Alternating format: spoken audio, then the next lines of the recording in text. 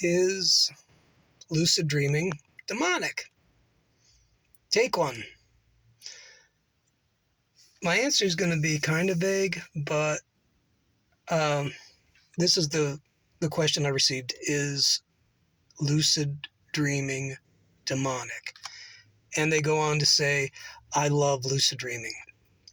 And so for me to say yes or no immediately would be wrong for me to judge their walk, because I don't know who you are and I don't know what your experience is and how this is affecting you. But I'll give you a way to figure it out, to judge it, to discern it. So in the Bible, all right, so I'm going to go lucid dreaming and cocaine.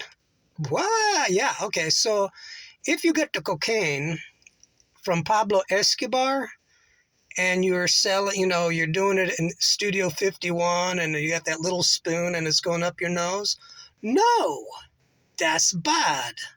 Pablo bad, cocaine bad. Now, my dad was a dentist and he used cocaine. Now, some of the nurses tried to use his cocaine and they no longer work for my dad.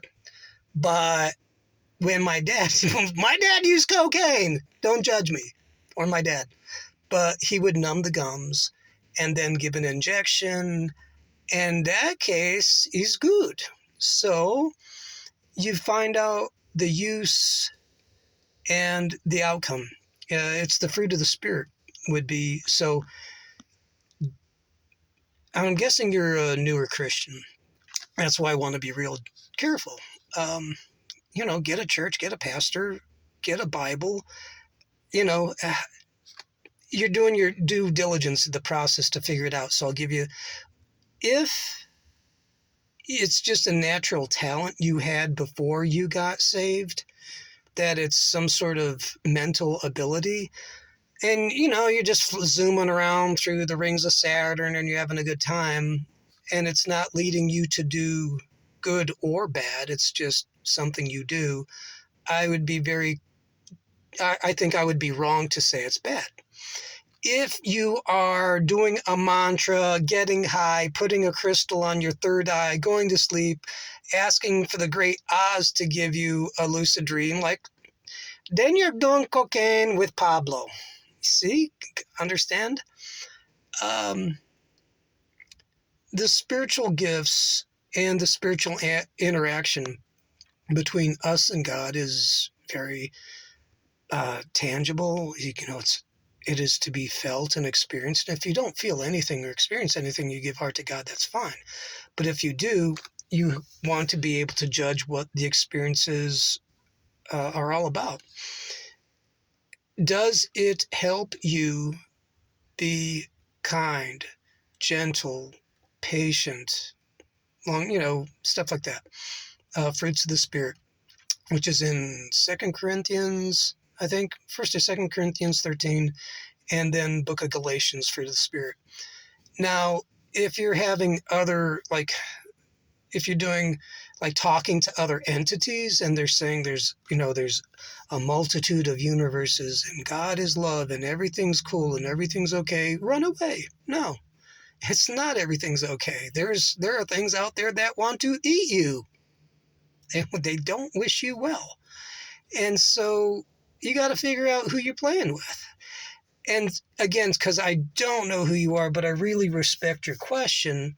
So my answer to you is, for you, I don't know. For me, now I've done lucid dreaming in the past when I was New Age, and it was interesting and exciting, but it didn't lead me to Jesus. If anything, it led me away.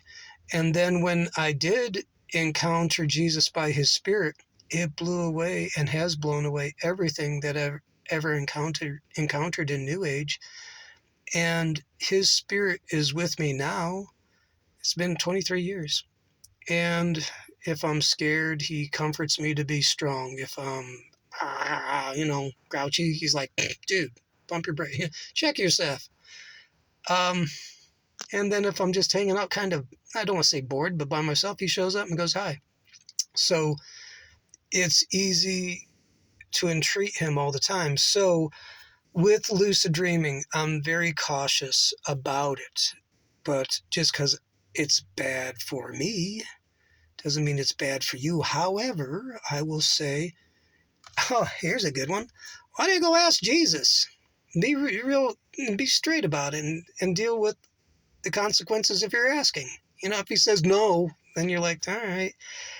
And if you are concerned, you're allowed to say, hey, Jesus, would you take away any and all spirit known or unknown in my life so that I'm pleasing to you? And then with Jesus, if he takes something away, it's only because he's making room to give you something. So he'll never just take something out of your hand without filling it up, or taking something bad, and then in turn he will give you something good.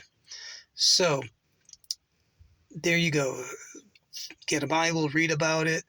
I will not say it's bad for you. I will just say, dude, do some serious research, because I don't want to say like, oh, cocaine is good. I'm like, no, he's not. But in your case, I don't know. Get a church, find a place that find people that are mature in the things of the Spirit. I've been doing this for 23 years. And so this is my answer. And then you just get a bunch of, find a bunch of answers and see what you see the commonality to be. And if you see people, saying, people who know you and you can share with what's really happening, then anyone, including yourself, should get a better idea of whether this is good or bad.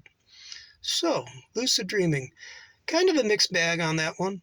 So I would just say, how are you getting there? What's your motivation? And if it's just entertaining, I'm not going to hack on you for that. I just ask God to entertain you, or in my case, I'm like, just give me rest. I'm like, dude, peace, a straight 8, no dreams, no problem. So I hope that helps you, and, have a good day. You got some more, let me know what you think about this. It's Friday. It's rainy, but it doesn't matter because it's Friday. So you have a great Friday as well. And I'm going to say goodbye. So bye.